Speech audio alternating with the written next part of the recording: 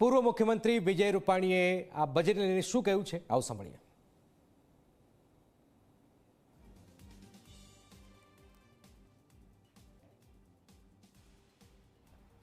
કેન્દ્ર સરકારનું બજેટ આવી ચૂક્યું છે. સ્વાભાવિક છે કે સામાન્ય લોકોને રાહત આપે એ પ્રકારનું બજેટ છે, પણ આપણે રાજ્યના પૂર્વ મુખ્યમંત્રી વિજયભાઈ પાસેથી જાણવાનો પ્રયત્ન કરીએ. વિજયભાઈ, આ બજેટ કેવી રીતે તમે જુઓ છો? પ્રથમ દ્રષ્ટિએ હું માનું છું કે ખૂબ સારું બજેટ છે. બધા વર્ગોને લાભ થાય એ પ્રકારનું બજેટ છે. આવનારા દિવસોમાં ભારત મહાસત્તા બને એના પાયામાં આ બજેટ ઉપયોગી બનશે, કારણ કે વૈશ્વિક જે આપણી હરીફાઈઓ છે અને સાથે સાથે લોકોનું જીવન ધોરણ સારું બને એ પ્રકારનું મધ્યમ વર્ગના લોકો, ખેડૂતો, યુવાનો, આ બધા માટે બજેટ ખૂબ સારું છે.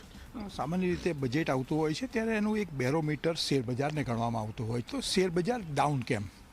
જો શેરબજારમાં તો વેપારના લોકોની ધારણાઓના આધાર ઉપર જોડાતું હોય છે, એટલે આજે ઇમિડિયેટ ક્વિક રિએક્શન બે પ્રકારે આવ્યું છે. બજાર વધી પણ ખરી, બજાર ઘટી પણ ખરી. હું એમ માનું છું કે કોઈ નેગેટિવ રીઝન બજારને નુકસાન કરનારું નથી.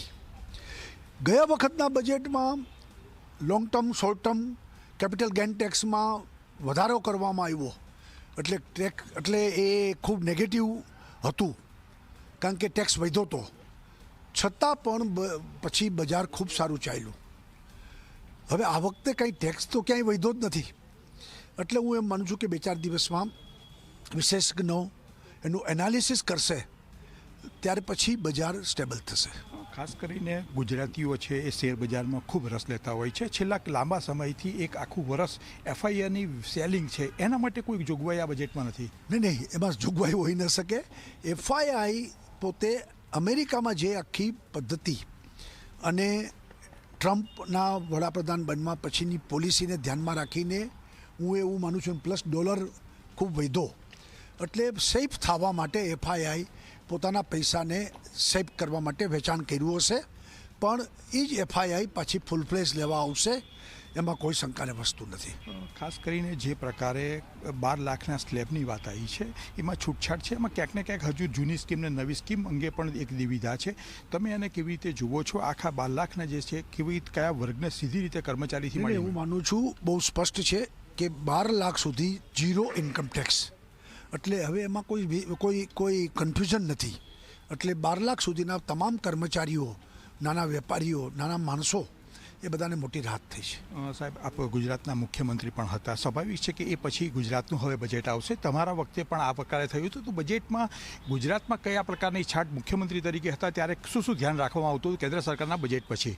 એટલા માટે કે કેન્દ્ર સરકાર જે રીતે ડિપાર્ટમેન્ટના પૈસાનું એલોકેશન કરતું હોય છે, તો અહીંયા પણ આપણે એ પ્રકારે ત્યાંથી જેટલા પૈસા આવશે એની ગણતરી કરી અને ડિપાર્ટમેન્ટમાં બજેટને એડજસ્ટ કરતા હોય છે. એટલે ચોક્કસ કેન્દ્રના બજેટ પછી જ રાજ્યના બજેટમાં અમને કામ કરવાની સુવિધા થતી હતી. આ વખતે પણ એ દૃષ્ટિથી જ કનુભાઈ બજેટ બનાવશે. આભાર વિજયભાઈ.